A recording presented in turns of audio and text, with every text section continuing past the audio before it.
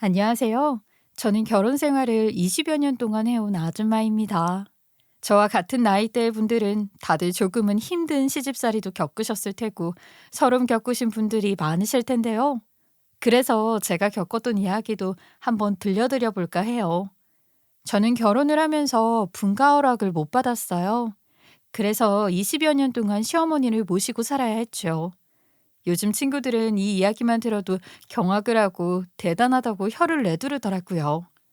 세상이 참 많이 좋아진 것 같아요. 결혼하고 20여 년 동안 시어머니 모시고 살았다고 하면 다들 왜 그랬냐 깜짝 놀라며 물어봐요. 그런데 그냥 그 시대에 사신 분들은 아시잖아요. 시댁에서 분가를 안 시켜주면 반대를 하면 그냥 그런가 보다 하고 순응하면서 사는 사람들이 대부분이죠.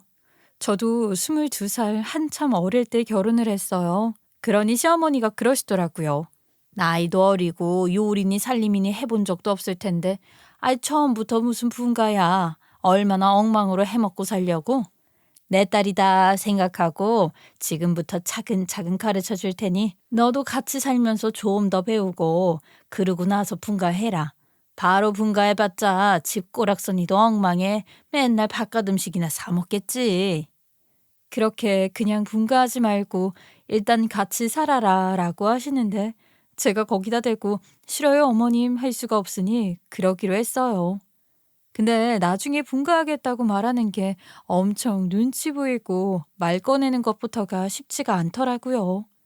그래서 처음에 시댁에서 살 때는 시아버지, 시어머니, 저, 남편, 그리고 아주버님까지 5명이서 살았어요. 제 남편 위로 5살 터울 형이 있었거든요. 아주버님은 제가 결혼하고도 거의 14년 넘게 결혼을 못하고 계셨어요. 그러던 아주버님이 드디어 결혼할 여자를 데려오신 거죠. 이야기를 꺼내시자마자 바로 분가를 시켜주겠다고 하더라고요. 저는 그래서 형님은 나이가 좀 있으신가 보다 했어요. 아유, 우리 정훈이도 이제 제 가정 차리려면 나가 살아야지. 집은 우리가 알아서 해줄 거니까 너는 큰 며느리 보고 혼수나 잘 준비해서 오라고 해. 상견례는 언제 잡지? 효정이가 어련히 알아서 잘 준비하겠지. 아이, 엄마 뭐 특별히 이불이라든지 받은 거 있으면 이야기해. 내가 말할게. 형수님 직업이 교수라고 하지 않았어? 그럼 집안도 전부 교수 집안인 건가? 아, 아니야, 아니야. 나도 그런 줄 알았는데 그 장인어른은 공무원 하시다 정년 퇴임하셨고 장모님은 가정주부시라고 하셨어. 아이, 근데 교수 딸 나와서 엄청 좋아하셨지. 효정이도 자기가 개천에서 용난 거라고 하더라. 교수 되려면 돈도 있어야지만 뒷배도 있어야 한다더라고. 어휴, 공무원의 교수에 없는 집안이라고 겸손던 모양인데 그래도 돈이 아주 없는 집안은 아닌가 봐. 뒷배도 있으니까 그 나이에 벌써 교수도 단 것 같고. 집안이 아주 교양 있는 집이야. 그렇지? 효정이가 나이도 어린데 어쩜 그렇게 빨리 교수를 했나 몰라. 아, 아주버님 결혼하실 분이 교수님이세요? 공부 잘하셨겠다. 아이, 뭐 그렇죠. 아 참, 효정이가 재수 씨보다 한두 살 아래일걸요? 나이 차이도 크게 안 나네요. 아, 그러고 보니 재수 씨도 전공이 무용이라고 하지 않으셨어요? 이 사람도 무용이에요. 와, 이야기 좀 통하겠네요. 둘이 친하게 지내면서 많이 좀 챙겨주세요. 사람이 해맑고 별 생각이 없어서 손이 좀 많이 가요. 전 어떻게 교수가 된 건지 신기하다니까요. 나 없이 아무것도 못해, 그 사람. 아, 효정 씨가 저랑 나이가 비슷해요? 대단하네요, 어린 나이에. 티 없이 맑으신 분인가 보다. 예, 효정 씨가 뭐니? 이제 엄연히 너보다 손윗 사람이야. 형님이야, 형님. 에이구, 그런 것도 하나하나 가르쳐 줘야 하고. 아, 누구는 그 어린 나이부터 교수로 일해왔는데 누구는 학원에서 선생이나 하고. 아유, 참. 이래서 나이가 같아도 사람 직업이 뭐냐가 참 중요해. 그러지? 알고 보니 형님 되실 분이 대학교 교수라더군요. 그래서 저희 시어머니가 엄청 좋아하신 거예요. 아주버님은 오히려 직업이 변변찮아서 교수 며느리면 시어머니 입장에서는 정말 땡큐였던 거고, 아주버님이 장가를 잘 가게 되신 거였는데요. 웃긴 건 시어머니가 교수 며느리를 들이시면서 갑자기 본인의 콧대가 되게 높아지셨어요. 저는 당시에 무용학원에서 강사 일을 하고 있었어요. 어릴 때부터 무용을 배웠고 전공도 무용이었거든요. 한 명은 학원에서 일하는데 한 명은 대학교에서 교수로 일한다고 하니 시어머니 눈에는 갑자기 제가 한없이 부족해 보였나 봐요. 아주버님이 결혼하고 나서도 시어머니는 계속 교수 형님이랑 저를 비교하면서 은근히 차별하고 꼽주기 일쑤였어요. 얘 둘째야. 이번 설날에 큰애가 글쎄 두둑한 용돈 봉투를 선물로 줬지 뭐니. 역시 잘 버는 사람은 선물해주는 수준도 다르더라. 내가 너한테 맨날 뭐 과일 바구니 이런 거나 받아봤지. 용돈 액수로 놀래본 적은 없잖니? 내가 큰 며느리 들이고 나서 정말로 복덩이가 들어왔구나 싶다니까. 아, 어머님, 또 뭘 그렇게까지 이야기를 하세요. 동서 민망하게. 동서는 동서대로 자기 벌이에 맞게 선물하는 거죠. 그런 걸로 비교하시면 끝도 없어요. 이게 제 편을 들어주는 건지 많은 건지 잘 챙겨달라던 아주버님의 부탁과는 다르게 시어머니와 은근히 죽이 척척 잘 맞고 착한 듯 하면서도 묘하게 저보다 위에 있다는 듯이 굴더라고요. 깍쟁이구나 하고 말았어요. 어차피 나이는 저보다 한 살 어렸지만 윗사람이니까 시댁 식구다 생각하고 사회생활하는 정도만 지내자고 마음을 먹었죠. 제가 굳이 잘 챙겨주지 않아도 이미 시어머니가 잘 챙겨주셨으니까요. 명절에 다 같이 만나면 형님이 용돈을 얼마 줬네. 역시 교수 며느리는 다르네 하면서 계속 눈치를 주시는 일이야. 뭐 이제 하도 겪다 보니까 타격도 없었어요. 근데 또 치사하게 집안에 뭐 일해야 하는 게 있으면 무조건 저만 부르시더라고요. 얘 둘째야. 나 동창회 모임 있어서 나가봐야 하는데 내가 공국 좀 올려둔 게 있거든. 이거 아직 한참 더 끓여야 해서 그러니까 너 이따가 퇴근하고 와서 마저 좀 끓여라. 4시간 정도 더 끓여도. 네? 저 어머님, 저 오늘 10시까지 수업이라 도착하면 11시나 될 것 같은데요. 아이고 얘, 지금 이 집에서 너 말고 그나마 짬나는 사람이 누가 있니? 어? 내가 뭐 큰애를 부르겠어? 요리라고는 해본 적도 없는 아들들을 부르겠어. 안 그래? 아니, 어머님, 그래도 오늘 주말인데 형님 학교 안 나가셨을 거 아니에요? 주말이라 저 말고 누구 하나쯤이라고 시간 나는 사람이 있을 텐데요. 안 여쭤보셨어요? 제가 여쭤볼까요? 아이고, 얘가 무슨 큰일 날 소리를 해. 아니, 어떻게 평상시에 바쁜 교수님을 오라가라 하니. 주말에라도 쉬라고 놔두는 거구먼. 눈치가 없어요, 하여간. 그 작은 학원 강사 일하는 네가 왔다 갔다 하면서 봐주면 될 거 아니야. 아니면 출근하기 전에 지금이라도 끓여놓고 가든가. 왜? 내가 교수 며느리는 안 부려먹고 너만 부려먹으니까 치사하다 뭐 그렇게 생각하니? 아니고 오면 너도 교수하지 그랬냐? 앞에서 대놓고 이렇게 저를 무시해버리니 말문이 막히더라고요. 근데 저도 그때는 좀 어릴 때라 막상 이런 상황에 닥치니 똑부러지게 받아치지 못하기도 했어요. 아마 제 시대의 사람들은 다 저같이 살고 있는 분들 많으셨을 거예요. 바보같이 저도 그런 시어머니를 뭐 좋다고 20년이나 그냥 모시고 산 거죠. 형님이란 사람도 제가 차별받는 걸 알지만 결혼 이후로 단 한 번도 제 편을 들어준다거나 조금이라도 배려해준다거나 그런 게 정말 하나도 없었어요. 남일이다 생각하고 그냥 무시하더라고요. 자기는 시어머니가 예뻐하니까 그냥 둘이 쿵짝이 잘 맞았죠. 근데 그런 시어머니가 심보를 못되게 써서인지 어느 날부터인가 시름시름 앓으시더라고요. 남편이 그런 어머님을 모시고 병원에 갔는데 동네 병원에서는 큰 병원을 가라고 했대요. 일부러 예약까지 하고 큰 병원에 모시고 가서 나온 병명은 갑상선암이었어요. 우리 엄마 갑상선암이라고 하네. 오늘 대학병원 갔다 왔어.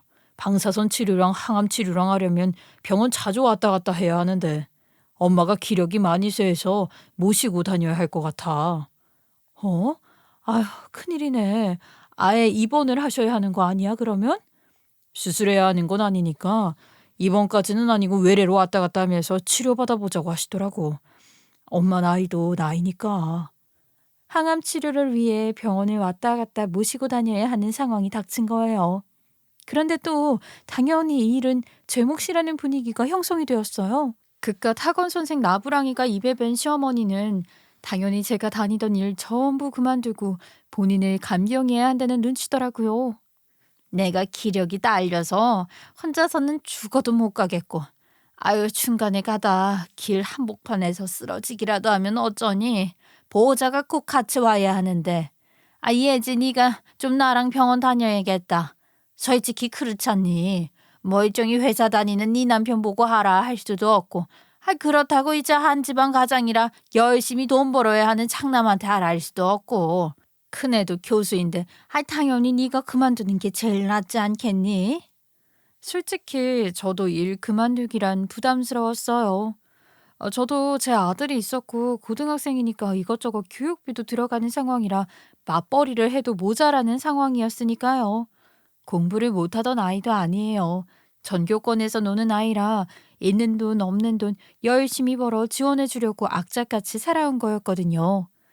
어머님, 솔직히 일을 당장 그만두라고 말씀하시니 부담스럽기는 저도 마찬가지예요. 저희 민규도 이제 고3이에요. 공부 못하는 애도 아니고 아들 남부럽지 않게 교육하겠다고 여태껏 악착같이 일 다니며 과외시켜왔어요. 그런데 당연히 제가 그만둬야 한다고 말씀을 하시네요. 그냥 저희가 번갈아 가며 시간 되는 사람들이 그때그때 모셔드리면 되는 거 아니에요? 왜 굳이 저 혼자 이 짐을 다 부담하라고 하시는 건지 저는 이해가 잘 안 돼요. 예. 그럼 너희들 다 안 된다고 하면 그때는 어쩔 건데? 나보고 타낼 거 병든 것도 서러운데 짐짝 취급까지 받으라는 거야? 난 그러기 싫다. 그래서 그냥 한 명이 책임져 줬으면 좋겠는 거고. 그냥 저희끼리 이야기해서 매번 모시고 갈 사람 정할게요. 그럼 되잖아요. 맞벌이 하다가 갑자기 그만둬 버리면 저희 가정은 어쩌고요. 저도 제 아들이 걸린 일이다 보니까 한참 어려 아무것도 모를 때와는 달리 시어머니에게 따지고 들었어요. 제가 곧 죽어도 혼자 짊어지는 것은 부담스럽다고 하니 시어머니가 갑자기 협상을 하시더라고요. 원, 예, 그거 일랑 걱정하지를 말어라. 지금 먹고 살기 힘들까봐 걱정하는 게니? 그래, 너도 네 새끼 생기니까 불안한가 보네. 그럼 이렇게 하자. 나 죽으면 우리가 살고 있는 이 집 너희한테 물려주마. 그럼 어떠냐? 그럼 네가 일 그만두고 책임질래? 예? 아니, 갑자기 그게 또 무슨 이 집을 저희 부부한테 주시겠다고요? 아주버님이랑 형님이 하셔도 가만히 계시겠어요? 이렇게 충동적으로 결정하실 일 아니잖아요. 이런 이야기는 저희 다 모아두고 같이 있는 자리에서 하시는 게 맞는 것 같아요.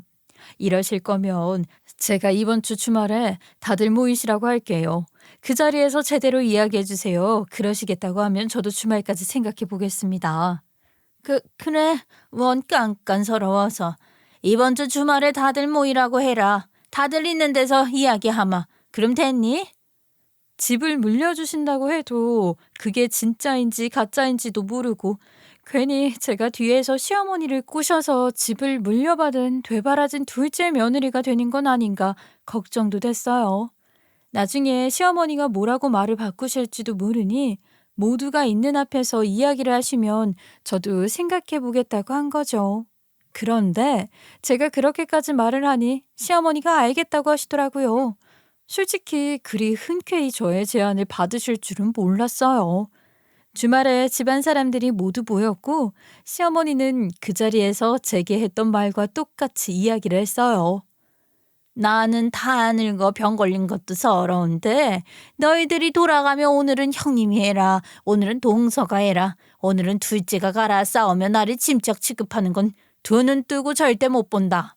그래서 내가 항암 치료 끝날 때까지 한 명이 딱 책임지고 간병도 병원 동행도 전부 했으면 해. 둘째 보고 하라고 했다. 너희들은 각자 멀쩡한 직장 다니고 있지만 그나마 둘째가 시간이 많을 것 같아서 그래서 둘째한테 시킬 거고 나 죽으면 이 집도 둘째한테 줄 생각이다. 반대할 사람이 있어? 시어머니가 대놓고 이야기를 하자 아주버님 형님도 별 말씀을 안 하시더라고요. 남편도 시어머니가 하시는 말씀을 듣고 저한테 일을 그만두는 게 좋지 않겠냐 했어요. 엄마가 저렇게까지 하시는 거 보면 정말로 물려주실 거야. 우리 민규 공부는 잘하지만 우리가 언제 서울에 집 한 채를 물려줄 수 있겠어. 형수님네야 그쪽 집안이 빵빵하니까 아예 아기 태어나면 가능할 수도 있겠지만 우리는 아니잖아. 그거야 그렇긴 한데 아니 진짜로 아주버님이랑 형님은 이 집에 미련 없으시대? 그럴 수가 있어? 아니, 형이랑 당신도 진짜 상관없는 거 맞아? 보통은 이런 재산 하나에도 엄청 예민해서 돌아가시고 나면 유산 싸움 한다던데 이렇게나 아무도 그 집에 대한 욕심이 없다고? 그게 가능한가? 솔직히 지금까지 엄마 모시고 산 것도 당신이잖아. 형이야 모시고 산 게 뭐가 있어? 그냥 같이 산 거지. 형수님도 용돈이나 잘 챙겨드린 거지 직접적으로 모시고 살았다거나 한 건 하나도 없잖아. 엄마가 고맙다 이런 말씀을 낯간지러워서 잘 못하셔서 그렇지. 당신한테 내심 고마우셨겠지. 엄마도 사람인데 안 그래? 20년 모시고 사는 게 뭐 쉬워? 그러니까 그 고마움에 대한 표시라도 물려주시려나 본데 뭐가 걱정이야. 당신이 눈 딱 감고 이번 한 번만 어머니 모셔주면 돼.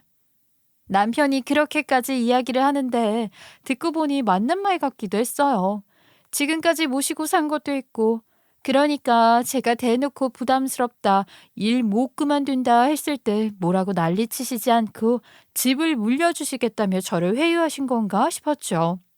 남편도 시어머니 편을 들고 아주버님 내외도 시어머니가 그렇게 이야기했을 때 별 반응 없이 그러시라고 한 거 보면 정말로 우리 부부한테 주시려나 보다 싶더라고요. 그렇게 시어머니의 병수발을 듣는 일상이 시작됐어요. 하루가 멀다 하고 병원에 모셔다 드렸고 항암 치료 때마다 따라갔어요. 암 환자시니까 드시는 식사도 좀 더 신경 써서 차려드렸죠. 모시고 산 20년의 세월보다도 아프시고 나서 좀 더 극진히 챙겨드리긴 했어요. 꾸준히 치료도 하고 제가 잘 챙겨드린 덕분인지 시어머니는 완치 판정을 받으셨어요. 의사 선생님이 그러시더라고요. 항암 효과도 잘 먹혔지만 며느님이 이것저것 먹는 것까지 신경 써주신 게 분명히 도움되었을 거라고요. 물론 시어머니께서 제게 고맙다고 인사하신 적은 단 한 번도 없었네요. 그래도 괜찮았어요. 표현 못하시는 분이라 마음으로 다 알고 계실 거라 생각했으니까요. 암 완치 판정을 받으시고 며칠 뒤 시어머니가 잠깐 나가서 볼 일이 있다고 하시더니 전화가 오더라고요. 집 명의를 바꿔주겠다며 시어머니가 호언장담을 하셨었잖아요. 전화로 그러시더군요. 내가 솔직히 완치까지 될 수 있을 거라고는 기대 안 했는데 완치 판정도 받았고 아이 그럼 이제 약속 지켜야지. 명의 바꿔지 마. 신청이 될 거고 명의 바꾸면 증여세 내야 할 거야. 대충 5천만 원 정도 된다고 하니까 그거 다음 주까지만 마련해둬라.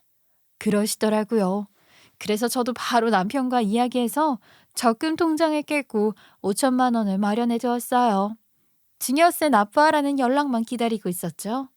우리 아들한테 집 한 채 물려줄 수 있겠구나 기쁜 마음이었어요. 그리고 며칠 뒤 정말로 시어머니에게 전화가 걸려왔죠. 오늘 너희 명의로 바꿀 거야. 이제 증여세를 내야 한다. 내가 계좌번호 남겨줄 테니까 여기로 5천만 원을 보내기만 하면 돼. 그럼 이제 내 집 명의는 너희 거다. 저는 시어머니가 알려주신 시어머님 계좌로 5천만 원을 보냈어요. 그렇게 시부모님의 집은 저희 남편 명의로 바뀌었어요. 진짜 이렇게 순순히 명의를 바꿔주시다니 놀랐죠. 보냈어요, 어머님. 감사합니다. 제가 일 그만두기 부담스럽다고 단칼에 거절했을 때 서운하셨을 텐데요. 안 서운했다면 거짓말이지. 그래도 네가 나 모시고 산 세월이 자그마치 20년이지 않니? 그 어린 나이에 시집와서 시부모 모시고 사느라 고생한 거 다 안다. 모르는 거 아니야. 그래서 바꿔주는 거지. 세상에 나 같은 시엠이 없다. 그러니 앞으로도 잘해. 그러면서 생색을 엄청 내셨어요. 솔직히 생색이 뭐 대수인가요? 내 새끼한테 물려줄 수 있는 집이 생겼는데요. 그저 감사하다, 연신 감사 인사만 했어요. 남편과도 이야기하고 아들한테도 이야기했죠. 이제 여기 우리 집이라고 말이에요. 그렇게 기쁜 마음으로 전화를 끊고 저는 순진하게 기다렸어요. 집 명의 변경이 하루아침에 되는 게 아니라 며칠 걸린다고 해서 그런가 보다 했죠. 그런데 잠시 뒤 시어머니께 다시 전화가 걸려오는 게 아니겠어요? 아무 생각 없이 전화를 받았는데 세상에 상냥한 목소리로 응, 나다 하시는 거예요. 저에게 이야기하실 때랑은 완전히 달라서 처음에 다른 사람인 줄 알고 걸려온 사람이 누구인지 다시 한번 확인까지 했다니까요. 확실히 시어머니가 맞길래 저도 더 하실 말씀이 있는가 보다 하고 네, 어머니 했어요. 근데 갑자기 작은 애한테 증여세 보내라고 해서 받았어. 그네 너는 그냥 받기만 하면 돼. 작은 며느리 그거 꿈도 야무지지 않니? 아이 가진 것도 없는 걸 며느리라고 들여줘. 사람답게 먹고 살라고 옆에 끼고 이것저것 가르쳐놨더니 며느리 된 도리는 하나도 안 하려고 하면서 감히 내 집을 노려? 시어머니 모시는 게 뭐 그리 힘든 일이라고. 시어머니가 아픈데 오만 가지 일 져두고 병수발하는 게 도리 아니니. 자기가 무슨 큰애 너처럼 교수님이라도 되는 것도 아니고 그깟 학원 강사가 뭐라고 못 그만둔다는 건지 원. 집 준다니까 바로 돌변하는 거 봤지? 하여튼 못 배운 애들이 더 영악해요. 작은 며느리 그건 멍청해서 아무것도 몰라. 나는 내 집 그깟 학원 강사 나부랭이한테 넘겨줄 생각 없다. 주더라도 우리 교수님 드려야지. 안 그래? 듣고 있다 보니 이거 제 의혹을 재개하고 계시더라고요. 아무래도 원래 전화 걸려던 상대가 제가 아니라 형님이었나 봐요. 어느 미친 인간이 저한테 전화를 걸어서 제 욕을 하겠어요. 말끝마다 우리 교수님 하는데 이건 그냥 전화를 잘못 건 거더라고요. 자기가 전화를 잘못 건 것도 모르고 신나게 제 욕을 하는데 이거 뭐라고 반응해야 하나 싶고 그 와중에 내용은 저를 속인 거죠. 게다가 문제는 제가 낸 증여세는 증여세대로 받아놓고 집 명의는 형님 명의로 바꿔주려고 했던 거예요. 어머님, 지금 누구한테 전화를 거신 거예요? 지금 형님한테 전화 거신 줄 아는 모양인데 저 둘째예요. 어머님이 평생 무시해온 학원 강사 나부랭이요. 지금 저 몰래 명의를 형님 명의로 바꾸려고 하셨다는 말씀이세요? 저 지금 한 통화 자동으로 다 녹음되어 있어요. 당장 솔직하게 말씀하세요. 뭐? 너 큰애 아니야? 아유, 네가 왜 큰애 전화를 받니? 제가 형님 전화를 받은 게 아니라 어머님이 저한테 전화 잘못 거신 거지요. 정말 그럼 그렇지. 제가 순순히 바꿔주시는 어머님 보고 계속 뭔가 찝찝하고 이상하다. 이 인간이 그럴 리가 없는데 갑자기 왜 이러시나 믿어지지가 않더라고요. 그럼요. 사람 그거 변하나요? 변하면 죽을 때 된 거라던데 오래 사시겠네요 아주. 뭐? 이 인간? 너 지금 내가 집 안 준다고 하니 갑자기 이렇게 돌변하는 거니? 그럼 그렇지. 못 배워먹은 연피가 어디 가겠어. 오냐 그래. 내가 네 바람대로 아주 오래오래 살아주마. 말은 바로 하세요. 집 안 주신다고 해서 돌변하신 거예요? 어머님, 상황 파악하세요. 지금 제가 화나는 게 뭔지 모르시나 본데 애초에 저한테 주실 생각도 없으셔놓고 당장 급한 불 끄겠다고 거짓말로 형님이랑 짜고 치고 제 뒤에서 호박씨 까다 걸리신 거예요. 저는 지금 거기에 화가 나는 거라고요. 제가 뭘 했어요? 제 아들 아낌없이 지원해주고 싶어서 일 그만 못 둔다고 했죠? 제가 왜 못 그만둔다고 한 건지 다 알았으면서 집으로 꼬신 거잖아요 지금. 어머 참나. 그래, 네가 이렇게 말을 잘하는 애였니? 아이고, 그동안 또박또박 말 대꾸하고 싶은 거 어찌 참고 20년 넘게 살았다니. 나 원참 사람 속은 모른다더니 이런 애였는데 그걸 오랫동안 잘도 숨기고 살았구나. 그건 제가 하고 싶은 말이에요. 표정 하나 안 바뀌시고 그렇게 다들 집에 불러놓고 저한테 집 줄 건데 반대할 사람 있느냐 물어보실 때도 이미 형님이랑 미리 다 이야기해 두신 뒤였죠? 저한테 안 줄 건데 말만 그렇게 할 거니까 장단 좀 맞춰달라고 미리 다 짜고 저 하나 속이시겠다고 아주 열심히 사셨네요. 그래, 맞다 그래. 내가 미쳤니? 너도 양심이 있으면 이 집이 왜 네 거야? 내가 왜 너를 줘야 하니? 너 준다고 나한테 돌아오는 게 뭐가 있냐고. 큰애는 시도 때도 없이 용돈을 척척 보내주는데 너는 나한테 뭐 하나라도 그런 거 해준 거 있어? 제가 차리는 밥 드시고 제가 빨아주는 옷 입으시고 제가 깔아드리는 이불 제가 치운 집에서 사시는 건 받으신 게 아니에요? 가르치신다는 명목으로 데리고 사시면서 가르치시긴 뭘 가르치셨어요. 부려먹을 하녀 하나 들이신 거잖아요. 그래놓고 받으신 게 없다고 하시니 제가 더 진절머리가 나네요. 당장 제가 보낸 5천만 원 돌려보내세요. 신고하기 전에. 저도 배신감에 뒤통수가 얼얼해지니 바로 또박또박 받아쳤어요. 아니 형님 명의로 바꿀 거면서 증여세는 왜 저한테 내놓으래요? 미친노인네 아니냐고요. 그럼 그렇지.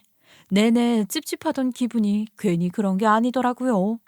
같이 산 세월이 몇십 년인데 그럼 그렇지. 저걸 믿은 제가 등신이지 싶고요. 으유 그래.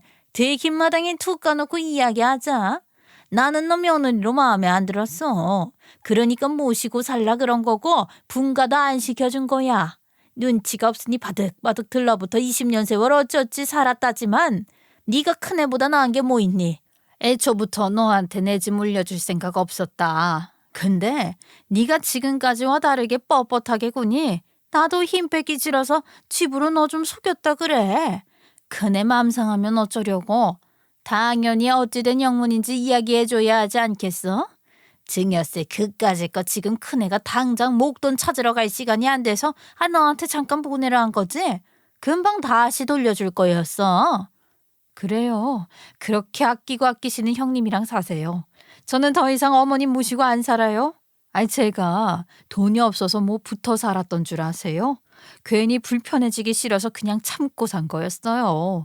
오늘부터 당장 집 알아볼 거니까 지금 당장 5천만 원 보내세요. 아시겠어요? 꼬장꼬장한 데다 비겁하기까지 한 노인네. 갑상선 암 걸렸던 사람이라고는 생각도 못 하겠더라고요. 저도 이제 더는 못 참겠다. 머리 뚜껑이 열려서 전화 통화 끊자마자 바로 부동산으로 직행했어요. 그날 하루 종일 집 알아보고 다녔죠. 제가 돈이 없어서 붙어 산 줄 알았냐는 말, 그냥 한 말 아니었어요. 마침 남편한테 전화가 오더라고요. 아무것도 모른 남편은 그저 제 안부 확인차 전화한 거였어요. 여보, 나 오늘 회식이 잡힐 것 같아. 나 기다리지 말고 먼저 저녁들 먹고 있어. 알겠지? 별일 없어? 집 명의 변경은 어찌 됐어? 아무것도 모르고 순진하게 물어보는 남편한테도 그대로 이야기했어요. 나 이제 어머님 안 모시기로 했어. 집 그거 애초에 나한테 주실 생각 없으셨더라. 그거 형님 줄 거래. 어? 그게 무슨 소리야 갑자기. 증여세도 마련해두라 하셨다며. 누가 그래? 엄마랑 이야기한 거야? 방금 전에 어머님이랑 다 이야기했어. 글쎄 어머님이 형님이랑 둘이 짜고 속인 거였더라. 다 불러놓고 이야기한 것도 전부 쇼였다고. 형님한테 전화 건다 생각하고 나한테 전화 잘못 거신 통에 다 들키셨어. 이야기해보니 그간 내가 모시고 살았던 거 하나도 고맙게 생각 안 하고 계시더라. 나도 더 이상은 같이 못 모신다고 했고 집 구해지는 대로 당장 나올 거야. 지금 부동산이고 집 알아보고 있어. 그게 무슨 소리야? 우리 엄마가 그래? 그게 다 거짓말이라고?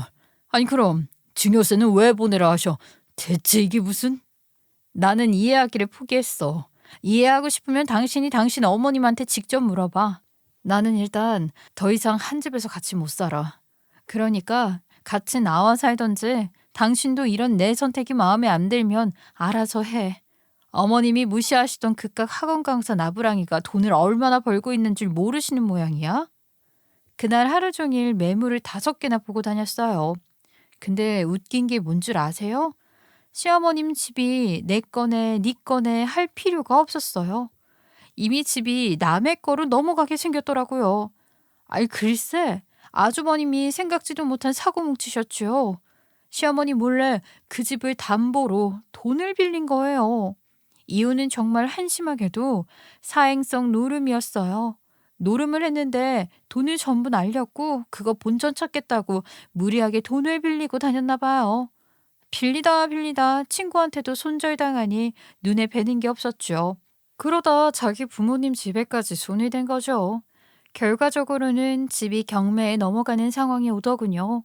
시어머니가 비상이라며 전부 다 소집하기에 가보니 이런 난장판이 벌어져 있었어요. 미쳤어, 네가 미쳤어. 어떻게 우리 모르게 이딴 노름을 하고 다닐 수가 있어? 네가 결혼하고 마음 좀 다잡아서 이제는 그 나쁜 버릇 고쳤나 싶었는데 고치기는커녕 더 사고를 치고 앉아있네. 제발 철 좀 들어라. 가정까지 있는 놈이 사행성이라니. 아, 이게 말이나 돼? 우리 집은 또 어쩔 거야? 아이, 엄마 좀. 내가 알아서 해. 이게 뭐라고 일을 이렇게 크게 벌려. 온 집안 식구들을 다 불러놓고 사람 쪽팔리게 뭐 하는 거야. 내가 알아서 할게. 집 경매 안 넘어가게 한다니까. 네가 알아서 하긴 뭘 알아서 해. 네 월급 얼마인지 내가 뻔히 아는데 이제 돈 나올 때도 없잖아. 너한테 남아있는 친구 놈들이 있기나 하냐? 아직까지 남아있으면 그게 등신들이지. 진작에 다 떨어져 나가고 몇 안 남은 친구들한테까지 돈 빌려서 집으로 내용 증명이 몇 번이나 날아온 줄 알아? 너 이러고 다니는 거 네 처한테 들킬까 봐 전입신고하지 말라고 한 거였어. 그래서 그 집 명의를 네 아버지 이름으로까지 해둔 건데. 아, 진짜 엄마 미쳤어? 와이프 앞에서 별 쓸데없는 이야기까지 하고 그래. 그게 더 언제적 이야긴데. 그리고 그때랑 이번이랑은 다르다고. 이것들이 짜고 친 거라니까. 나 홀랑 벗겨 먹으려고 자기들이 수쓴 거라고. 아주 개판이더라고요. 참나. 자기 장남이 저렇게 개판이면서 무슨 낯짝으로 교수 며느리를 들였을까요? 시어머니 입장에서는 큰 며느리가 구세주로 보였을 거예요. 사고만 치고 다니는 자기 아들이랑 결혼도 해주고 집안도 빵빵하고 결국에 시어머니는 형님을 붙잡고 매달리기 시작했어요. 얘 큰애야, 어쩌면 좋니? 우리 집 경매 넘어가면 안 된다. 절대로 안 돼. 내가 어떻게 관리해온 내 집인데 이걸 생판 인연도 없는 남한테 주니? 나는 배 아파서 그 꼴 보고는 두 다리 뻗고 잠 못 잔다. 어? 이거 내 전 재산에 다 쏟아주어서라도 막아야 해. 큰애야, 너 지금까지 모아둔 돈이 얼마나 되니? 응? 학교의 이야기라도 해봐. 유명한 학교잖아. 월급이라도 좀 값을 받을 수 없겠어? 완전히 이성을 잃어서는 말도 안 되는 소리를 하고 있는데 형님도 엄청 난처해하죠. 보고 있는 저는 웃겨 죽겠더라고요. 시어머니는 아직 모르시는 듯했어요. 형님이라는 인간이 이 서다를 수습할 만한 재력가가 아니라는 걸요. 어머님, 그게 될 거라고 생각하세요? 돈 나올 구멍을 봐가면서 부탁을 하셔야죠. 혹시 모르셨어요? 형님 말이에요. 그 유명한 학교 정식 교수님 아니에요. 저 사람 그냥 기간제 강사예요. 그 학교에서 몇 번 강의만 한 건데 형님이 무슨 돈이 있어서 그걸 막아요? 부모님께 부탁이라도 하면 모를까? 제가 그렇게 이야기하면서 비웃으니 형님도 놀라고 시어머니도 놀라서는 저를 쳐다보시더라고요. 너, 통서, 그게 무슨, 그걸 어떻게 알았어? 혹시 내 뒷조사라도 한 거야? 내가 어머님 집 물려받는다는 거 알고 양심이라도 품었어요? 이거 정말 무서운 사람 아니야? 어머님, 지금 동서가 하는 이야기 전부 거짓말이에요. 말도 안 되는. 얘 큰애야. 그게 무슨 소리니? 정식 교수가 아니라니? 기간제 강사라니? 너는 그걸 어떻게 알아? 아니, 그게 사실이야? 지금 그냥 거짓말하는 거지? 아무 말이나 막 하는 거지? 이 집안의 돈줄이 형님이라 생각해서 그런가 시어머니도 현실을 자꾸만 부정하시더라고요. 그러면서도 불안한지 저와 형님을 번갈아 쳐다보셨어요. 근데 형님이라는 저 인간 정말로 기간제 강사였어요. 제가 어떻게 사실을 알게 된 건지 시어머니에게도 설명을 했죠. 제가 학원 강사고 전공도 형님이랑 같잖아요. 저희 학원에서는 가끔 대학교 입시 설명회 겸 학교 교수님을 불러요. 학원생들도 초대하고 비수강생들도 초청해서 학원 홍보도 하고 그러거든요. 이번에도 여느 때와 같이 입시 설명회를 개최하기로 했었는데 마침 형님이 다니는 학교 교수님을 초청해보면 어떻겠냐는 이야기가 나온 거죠. 그래서 저도 그럼 제 형님이 그 학교 교수님이라고 하니 한번 부탁해보겠다고 했죠. 모르는 사람보단 아는 사람을 부르면 좋을 것 같아서 형님한테 부탁해보려고 했던 거예요. 그래서 교수진 목록을 보는데 이상하게 형님이 없더라고요. 형님이 없을 때까지만 해도 의심을 못했어요. 그냥 홈페이지에 수정을 안 해둔 거겠지 싶어 직접 학교에 전화를 해서 여쭤봤죠. 안녕하세요. 저희 무용학원인데요. 이번에 입시 설명회를 개최하려고 하는데 무용과 나효정 교수님을 초청하고자 해서요. 어디랑 이야기를 하면 될까요? 근데 이게 웬걸요? 학교 관계자 하는 말이 네? 무용과 나효정 교수님이요? 죄송하지만 저희 학교에는 그런 이름을 가진 교수님이 안 계세요. 학교 홈페이지에서 보신 걸까요? 아니요. 홈페이지에 찾아봤는데 안 나와 있길래 직접 연락드린 거예요. 그분이 여기 학교 교수님인 걸로 알고 있거든요. 아, 어디서 어떻게 들으신 건지는 모르겠지만 저희 학교가 아닌 것 같은데요. 저희 학교에는 그런 교수님은 없으시고 학교 사이트에서 확인하실 수 있는 교수님들이 전부입니다. 개인적으로 아시는 분이신가요? 그분이 저희 학교 교수님이라고 하시던가요? 그게 무슨 소리죠? 개인적으로 친분이 있는 분이세요. 이분이 본인 입으로 이 학교 학과 교수님이라고 소개하셨는데? 사실 저희 형님이시고요. 저희 가족입니다. 저기 나유정 교수님이라고 다시 한 번만 확인해 주시겠어요? 가족이라고 하니 관계자분께서도 자기가 잘못 알았나 하며 찾아보고 연락 주겠다 하셨어요.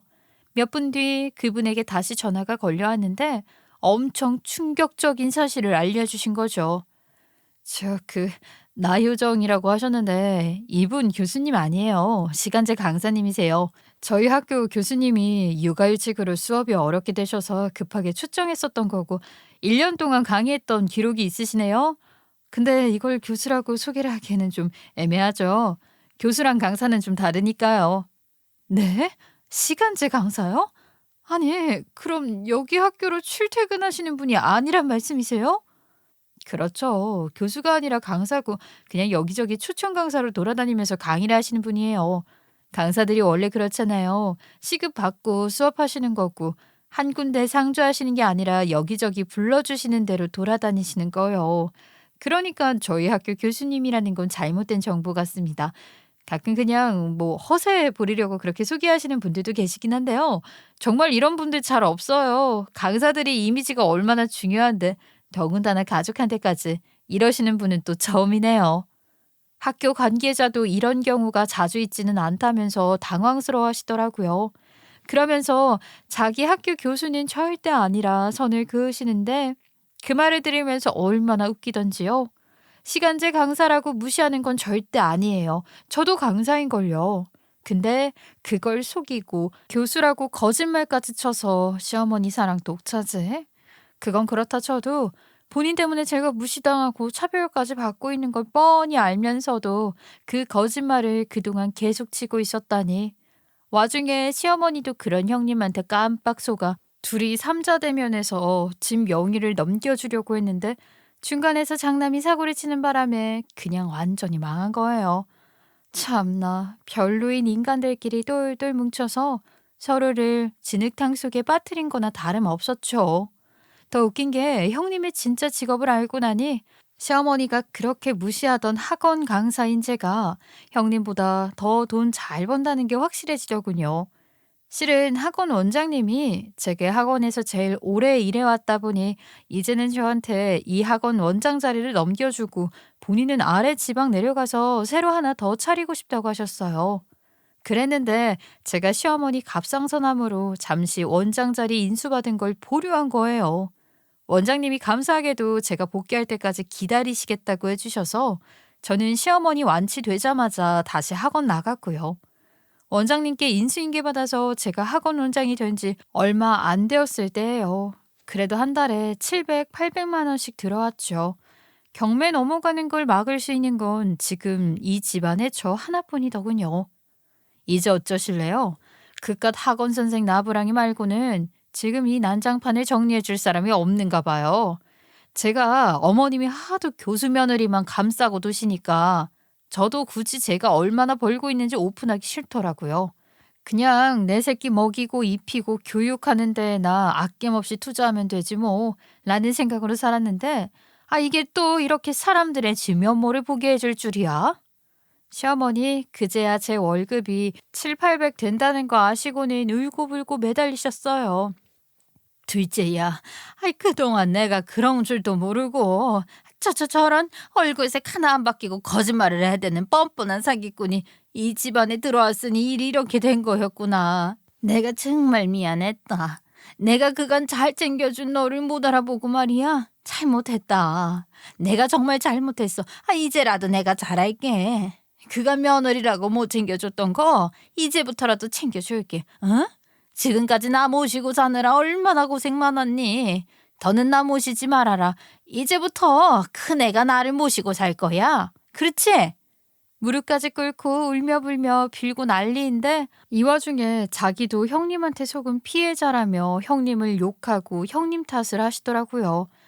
이야, 그동안 싸고 돌아놓고 바로 저렇게 내팽개 쳐버리시다니 시어머니도 참 대단한 사람이다 싶었어요. 그런데 더 대박인 건 형님이에요. 어머, 아유 누구신데 이러셔요. 저보고 모시라뇨. 전 싫은데요. 어머니가 처음부터 동서한테 잘하셨으면 저도 어머니한테 거짓말 안 쳤겠죠. 어머니가 동서한테 하는 걸 봤는데 어떻게 제 직업을 순순히 까발리겠어요. 보나마나 쌍으로 무시할 게 뻔한데. 제가 미쳤다고 어머니를 모시고 살아요? 저는 그럴 생각 전혀 없어요. 그렇게 모셔지고 싶으면 아들한테 부탁을 하시던가요. 전 따로 살면 그만이니까요. 시어머니 모시고 사느니 별거 하겠다고 있는 성질 없는 성질까지 다 내며 바락바락 소리를 지르는 모습을 보니 이 집구석이랑은 정말 상종도 하면 안 되겠다 싶더라고요. 누가 모시고 살든 말든 그건 두 분이서 알아서 하시고요. 저는 이번 주 내로 직구해서 나갈 거니까 그리 아세요. 그리고 형님도 저한테 뭐 괜히 연락 같은 거 하실 생각 마시고요. 어머님, 저한테 뜯어가셨던 증여세부터 돌려주세요. 그거 받아야 저도 이 집 경매에 안 넘기게 빚을 갚든 뭘 하든지 않겠어요? 그래 알겠다. 내가 바로 텔레뱅킹으로 보내마. 그래, 저 둘째야. 우리 작은 며느리 너밖에 없구나. 정말 우리 집안은 네가 살렸어. 이 은혜 절대 잊지 않으마. 고맙다. 정말 고마워. 시어머니는 바로 제가 보냈던 증여세를 돌려주셨어요. 그거 받고 일단 그 집구석을 나왔어요.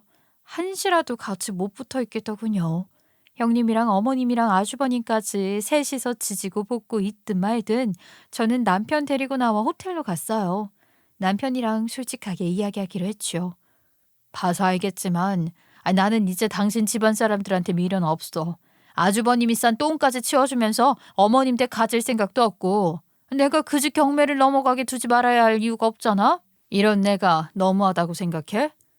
아니, 당신이 당신 돈으로 이렇게 저렇게 하겠다는데 내가 무슨 자격으로 그런 말을 하겠어. 그간 어머니가 당신한테 그렇게 해왔는데 나도 남편이 되어서 방임하고 있었던 사람인데 나랑 이혼한다고 해도 할 말 없어. 무엇보다 나도 우리 집에서 늘 뒷전이었어. 엄마는 사고 뭉친 형이 장남이라고 늘 싸고 돌았고 난 무시했지. 그냥 가족이라고 생각해서 여태껏 살았지만 이번 일로 정말 가족들한테 정이 다 떨어진 것 같아. 당신 하고 싶은 대로 해. 더 이상 내 가족 아니라고 생각할 거니까. 남편도 등신같이 순에 빠져서는 저랑 같이 무시당하고 큰형도 자기 무시하고 그래서 가족에 대한 미련도 정도 없더라고요. 그래서 자기 가족은 저랑 우리 아들이랑 셋이 가족이라 생각한다고 하길래 경매 넘어가게 될 거라는 제 의견 똑똑히 전달해두고 그대로 새집 구하러 다녔어요. 시어머니는 제가 집에 들락날락 할 때마다 살살 제 눈치 보면서 떠보시더라고요. 돼지야, 요즘 일 다니느라고 너무 바쁘지 힘들고. 그래. 우리 집은 빚을 언제까지 갚아줄 수 있을 것 같아?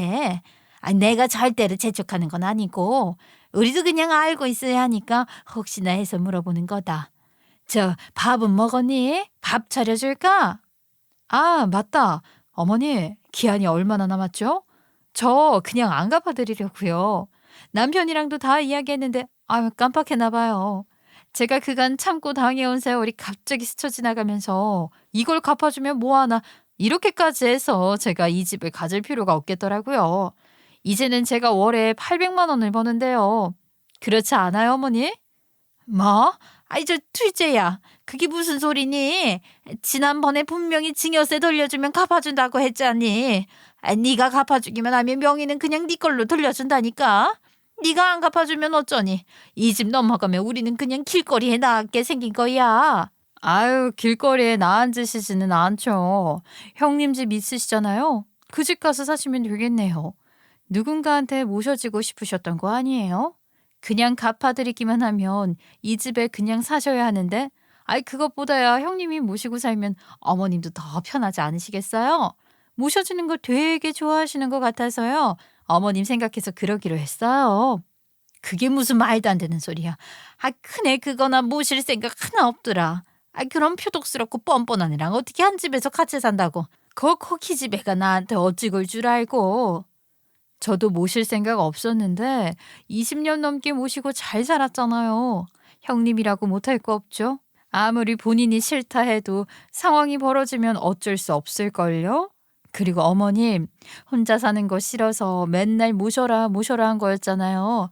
손 안 대고 코 푸실 수 있게 해드린다니까요. 저만 믿으세요. 집 경매 넘어가 버리면 형님도 별 수 없이 어머님 모셔야 할 거예요. 못 이기는 척 들어가서 사시면 돼요. 제가 그래 버리니 시어머니가 어버버하며 뭐라 말도 못하고 주저앉더군요. 그렇게 그 집은 경매로 넘어가 버렸어요. 그러고는 제 말대로 살 데도 없어지니 아주버님이 또 모시겠다 나대셨나 봐요. 어느 날 형님이 저희 학원으로 찾아와서 울며불며 이야기하더라고요. 동서, 나 좀 살려줘. 우리 지금 월세 50만 원짜리 원룸 오피스텔에서 복작복작 셋이 살고 있는데 진짜 미치겠어. 그리고 이게 학교들끼리 소문도 났는지 학교에서 더 이상 수업 나오지 말라고 해. 이러다가 진짜 밥벌이도 못하게 생겼다니까. 게다가 동서 어떻게 저런 노인네를 20년 넘게 모시고 산 거야? 나 진짜로 정신병 걸릴 것 같아. 내가 속인 건 진짜 나 살려고 그런 거지 동서한테 피해갈 거라고는 생각도 못했어. 형님은 언제나 형님 살 길만 찾으시네요. 아, 결혼하실 때도 본인 살 길만 찾겠다고 자기 직업을 교수로 둔갑시키시더니 이제 와서 본인 살려달라고 이렇게 염치 없이. 눈이 있고 귀가 있고 눈치가 있으면 형님 때문에 제가 더 무시당하고 더 피해보면서 살았던 거 아셨을 텐데요. 그냥 모른 척 하신 거죠? 나만 아니면 되니까 라는 생각으로. 좀 솔직해지세요. 그래. 뭐 솔직하게 말해서 동서가 그렇게 당하는 거 보니까 더더욱이 솔직하게 이야기 못하겠더라. 나도 강산 아불행이고 세상 무용학원이 얼마나 많은데. 그리고 동서가 그런 부탁할 거면 나한테 직접 이야기할 줄 알았지. 학교에 전화할 줄 알았겠어? 차라리 우리들이 먼저 알았으면 우리 둘이서 시어머니 엿먹일 수도 있었을 거 아니야. 형님 약점 드러나고 나서야 저랑 동맹을 맺겠다고 하시는 게 얼마나 치사한 짓인 줄 모르시겠어요? 아유, 됐고. 맞다. 저 그쪽 집구석이랑 인연 끊고 살고 있는데 자꾸 옛버릇이 나와서 형님이라고 부르는데, 나효정 강사님, 지금 저 일하는 중이고요. 나가주실래요? 저는 애들 수업이 있어서 이만. 저기 동서, 그러면 동서 학원이라도 취직 좀. 바로 내쫓아 버렸죠. 형님이었던 그 인간은 교수라고 거짓말치고 다닐 때와는 다르게 기가 팍 죽어 있더군요. 시어머니가 어지간히 잡돌이를 하겠어요. 근데 그게 저랑 무슨 상관인가요? 저만 잘 살면 됐죠. 그 인간들도 평생을 그런 마인드로 살았는데 저라고 안 될 거 있나요? 거짓말하다 일자리 잃은 것도 자기가 벌인 짓이고, 감사한 줄 모르고 절 함부로 대하다 버림받은 것도 시어머니 본인이 자초한 거죠. 요새는 정말 20년의 시집살이로부터 해방되기도 했고 학원 원장 자리까지 올라 전가는 다르게 돈도 잘 버니 살맛 나는 삶을 살고 있답니다. 제 이야기 들어주신 분들도 살맛 나는 인생 펼쳐지시길 바라고요. 건강하세요. 감사합니다.